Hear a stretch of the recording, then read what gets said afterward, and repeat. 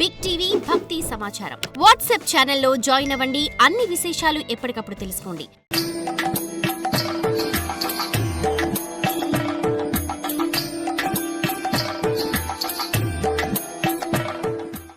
దేవా, నా తల్లి అయిన కైకసి నిన్ను దర్శించాలని వస్తుంది.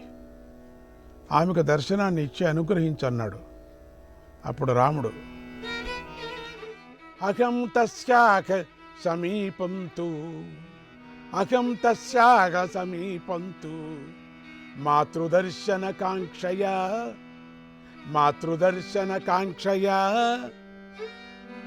గమిష్యే రాక్షసేంద్రత్వం శీఘ్రం యాహి మమాగ్రతః.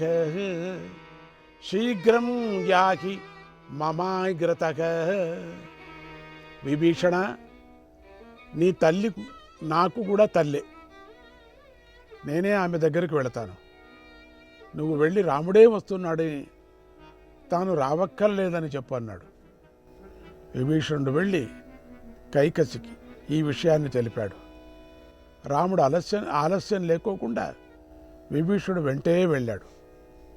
ధర్మాత్ముడైన రాముడు కైకసికి నమస్కరించి, అమ్మా, నువ్వు నాకు ధర్మమాతవు, నా నమస్కారాన్ని స్వీకరించు. ఎంతో పుణ్యముంటే గాని విభీషణుడంటి భక్తుల దర్శనం లభించదు. ఈరోజు నీ దర్శనంతో నాకు చాలా సంతోషం కలిగింది. కౌసల్యమాతకు నీకు ఏ భేదమూ లేదు.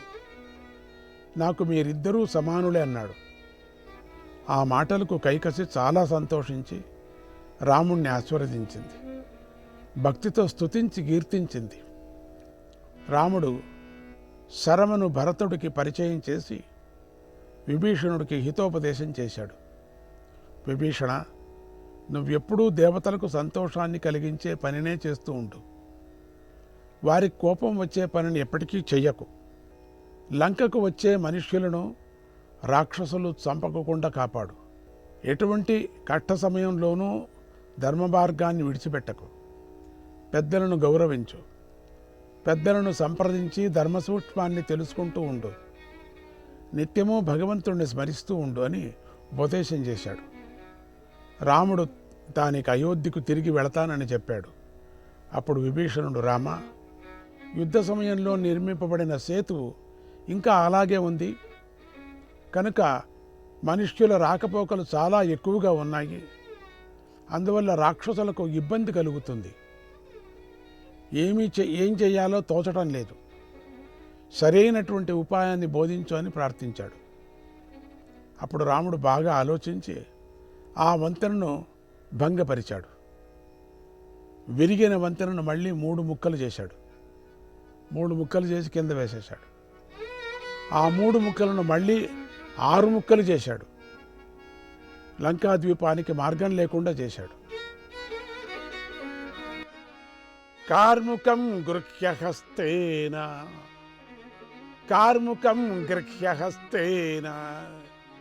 రామః సేతుం ద్విదాచ్చినత్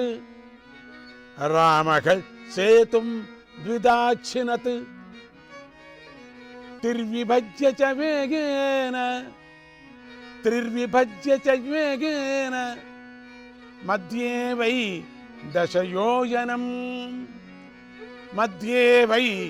దశయోజనం. రాముడి అనుగ్రహానికి విభీషణుడు నోట మాట రాక నిశ్చేష్టుడై ఉండిపోయాడు. రాముడు అయోధ్యకు తిరిగి వెళ్ళాడు. ఇలా విభీషణుడి భక్తి రాముడినే తన దగ్గరకు రప్పించుకుంది. ఈ ఘట్టం విభీషణుడికి భక్తిని మాత్రమే కాక భగవంతుడికి భక్తులపైగా ప్రేమను కళ్ళ ముందు ఉంచుతుంది. ఒకసారి విభీషణుడు ద్రావిడ దేశరాజు చేతిలో ఓడిపోయి అక్కడ బందీగా ఉన్నాడని రాముడికి వార్త వచ్చింది. ఆ వార్త విని రాముడు తట్టుకోలేక తానే స్వయంగా విభీషణుడిని వెతకటానికి బయలుదేరాడు. వెతుకుతూ విప్రఘోషం అనే పల్లెను చేరాడు. విభీషణుడిని ద్రావిడ రాజు అక్కడే బంధించి ఉంచాడు. రాముడికి తన భక్తుడు ఆ పల్లెలోనే ఉన్నాడని తెలిసింది. పురప్రజలు రాముడికి విభీషణుడు చూపించారు. ప్రజలు రాముడితో ఇలా అన్నారు, మహారాజా, ఈ విభీషణుడు బ్రహ్మహత్య చేశాడు. ధార్మికుడైన వృద్ధ బ్రాహ్మణుడొకడు అరణ్యంలో తపస్సు చేసుకుంటూ ఉండగా విభీషణుడు అక్కడికి వెళ్ళి ఆయనను కాలితో తన్ని చంపేశాడు. ఆ బ్రాహ్మణుడు చనిపోవటంతో విభీషణుడికి ఒక్క అడుగు కూడా ముందుకు వేయటానికి శక్తి లేకపోయింది.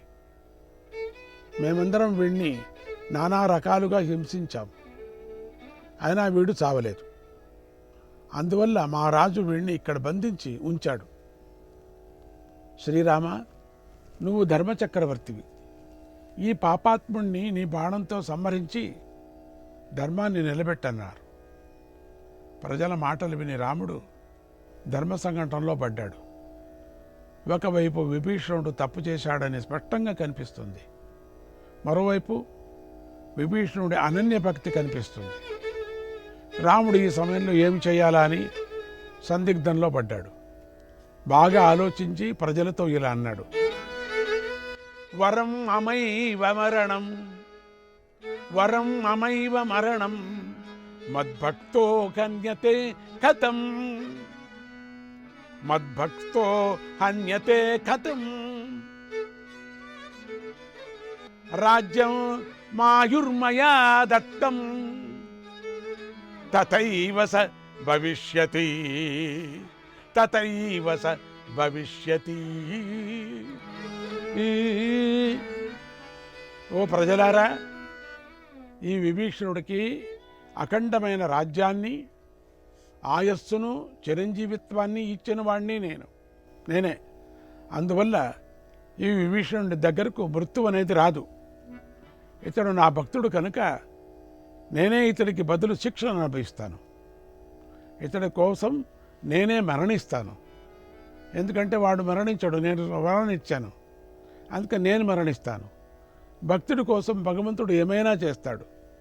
నిజానికి సేవకుల అపరాధాలను స్వామియే బాధ్యతుడు కదా. సేవకుడు తప్పు చేస్తే ప్రభువే శిక్షను అనుభవించాలి. అందువల్ల నా భక్తుడైన విభీషణుని బదులు నేనే శిక్షను అనుభవిస్తాను, నన్నే దండించండి అన్నాడు. రాముడి మాటలకు ప్రజలు ఆశ్చర్యపోయారు. విభీషణుని దండించాలనే మాట కూడా మర్చిపోయారు. విభీషణుని బంధం ముక్తుడిని చేసేశారు. అయినా విభీషణుడు కదలలేకపోయాడు. అప్పుడు ప్రజలే రాముడిని ఇలా ప్రార్థించారు, రామ, విభీషణుడికి మళ్ళీ పూర్వస్థితిని అనుగ్రహించటానికి, అతడిని పాపముక్తుణ్ణి చేయటానికి నువ్వే సమర్థుడు అన్నారు. రాముడు వశిష్ఠాది మహర్షులను సంప్రదించి విభీషణుడు పాపాలు పోవటానికై 306 గోవులను దానం చేయించాడు. విభీషణుడి పాపానికి ప్రాయశ్చిత్తమైంది. ఎప్పటిలా మళ్ళీ తాను నడవగలిగాడు.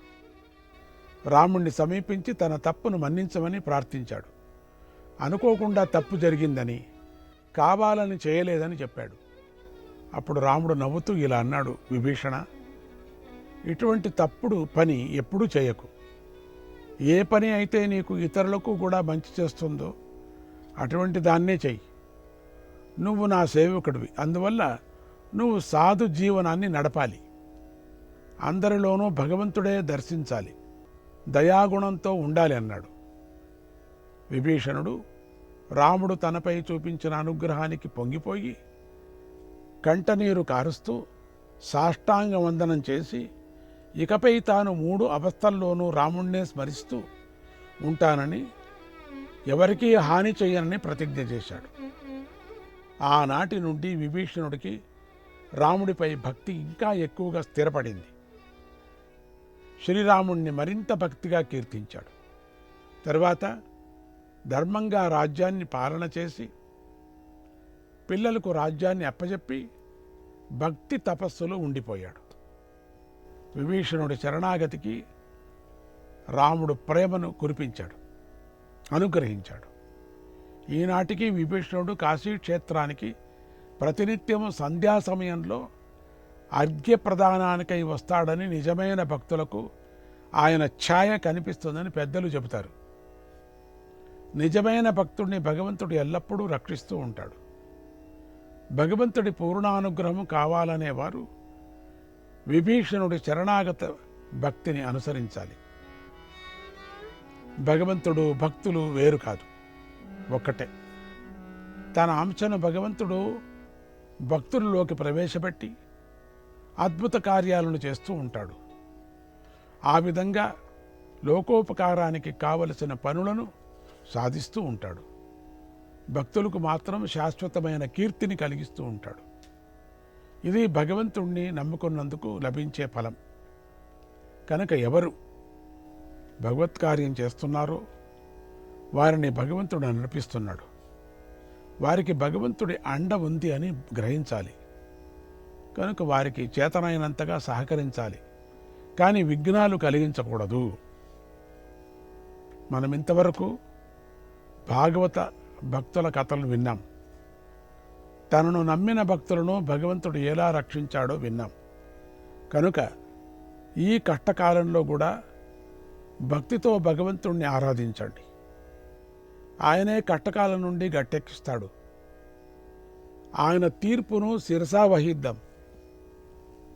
అనుకూలంగా లేదే అని మాత్రం ఆయన పాదాలు విడవకండి, గట్టిగా పట్టుకొనే ఉండండి. ఆయన ఎప్పుడు ఎలాంటి మేలు చేస్తాడో, ఎలా మేలు చేస్తాడో చెప్పలేం. ఈ భాగవత కథలలోని సారమిదే అని గ్రహించండి.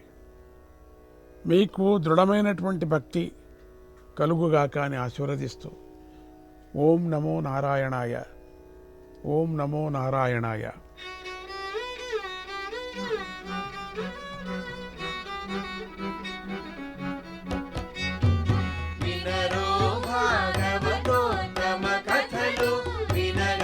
వినగా పొలుగును వ్యతలు, వినరో భాగవతోత్తమ కథలు, వినగా వినగా పొలుగును వ్యతలు, పలు విధ భక్తుల వింత చరితలు, అందించును హరి అందని ఫలములు, పలు విధ భక్తుల వింత చరితలు, అందించును హరి అందని ఫలములు.